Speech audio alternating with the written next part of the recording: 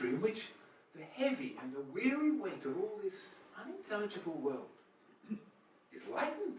Oh, that serene and blessed mood in which the affections gently lead us on until the breath of this corporeal frame and even the motion of our human blood are almost suspended. We are laid asleep in body to become a living soul. While, with an eye made quiet, by the power of harmony. And we're going to get into a little bit of physics with this. The power of harmony and the deep power of joy, we see into the life of things. His experience, Wordsworth, to me it's almost like he's getting close to some experience, which, by the way, I am convinced Walt Whitman had in death. More from Wordsworth. A presence that disturbs me with the joy of, I'm not going to bitch and moan all day. I'm doing really good. Oh, wait a minute. I'm going to be the best I can. Wow, that's hard. But I'm going to be the best I can. And I'm going to watch my thinking. I'm not going to say, oh, this is going to be a crummy day. I'm going to say, I think this will be a good day. I'm going to think it like that.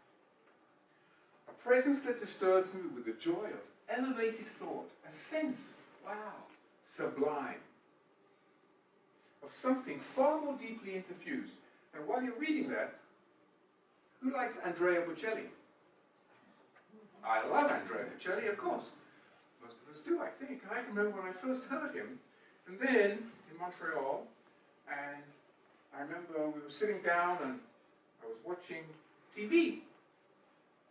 And here is this man, blind, and I remember closing my eyes, listening to him because I love classical music.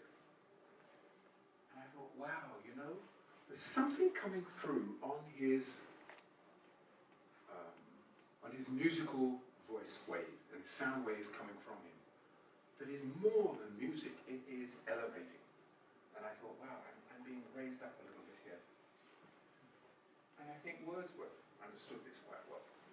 A sense sublime, whose dwelling is the light of setting suns, and the round ocean and the living air, and the blue sky, and in the mind of man, a motion and a spirit that impels all thinking things, all objects of all thought, and rolls through all things. Tennyson, and then we'll get on to Whitman. A kind of walking trance I've frequently had, quite up from boyhood, when I've been all alone. This has often come upon me through repeating my own name to myself silently, till, all as at once, as it were, out of the intensity of the consciousness of who I am, this individuality seemed to dissolve and fade away. With my confused state, the clearest of the clearest, the surest of the surest, the weirdest of the weirdest, utterly beyond words, where death was an almost laughable impossibility. The loss of personality, if it so were, seeming no extinction, but the only true life. And then he goes on again, pretty much about it as well. When he feels so much bigger than his normal self. Very important. We're going to see Shakespeare had these sort of experiences. Oh, wait, I hadn't gotten Sorry? there. Sorry? Can you back up one? Thank you. I'm too quick. And I'm in your way. Thank you. Is that okay? I almost feel as though he's in a garden. One of those French or English gardens where the blooms just don't end. Right. Thank you. Ancient sage. Is that okay? I've moved it on. Yes, thank you. Thank you.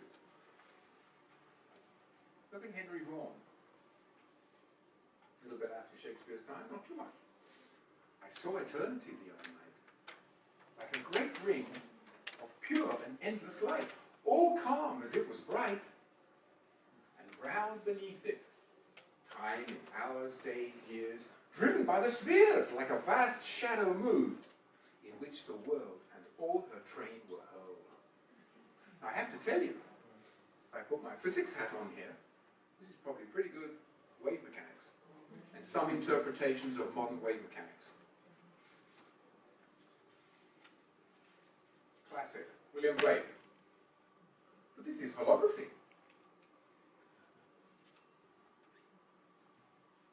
Everybody know a little bit about holography? Because, you know, if this was a, you know, if you take a picture holographically, the whole picture is enfolded all over the film. You cut the film in half, you still got the whole picture, but the contrast gets a little bit less, the detail not quite as clear, and so it goes on. The all is everywhere in the picture.